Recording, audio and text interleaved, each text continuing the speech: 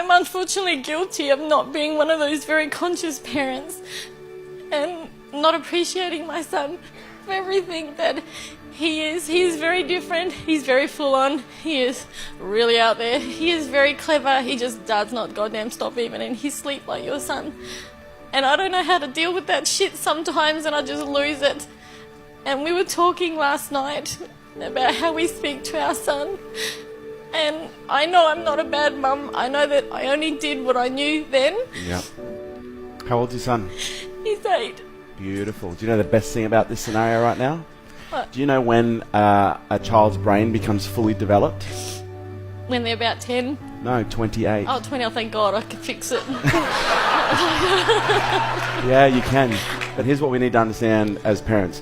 Kids are loud, they're messy, they're all over the place, they're intense, and that's how kids are supposed to be. Kids aren't supposed to be well behaved. They're supposed to basically come into this world and flail their arms and find out where the boundaries are. That's what kids do. And our job as parents is to allow them to find those boundaries safely.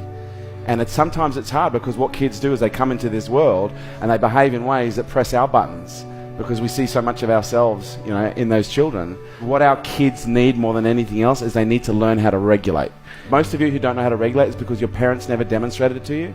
Because when a child is having a meltdown, what do most parents typically say? Stop it. Just stop it. For God's sake, stop it. Go to your room. I'm sick of hearing you carrying on. Whereas what a child needs in those moments is a nice, calm parent in the midst of a shitstorm is just to get down on one knee and grab them and bring them in and just hold them and say, it's going to be okay. Just breathe.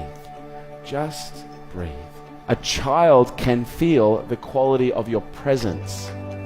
And if you're just being with a child, but you're not present with a child, they will literally behave in all sorts of abstract ways because all they want is to feel your presence. Because every time you get pissed off, they may not get the form of presence that they want, but they get the energy.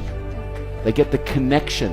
It might be a fit of rage, it creates more pain, but there's a part of them that goes, finally, I'm connected. We need to understand when a child is upset, they just need to be shown how to regulate. And you've got another 20 years to work it out.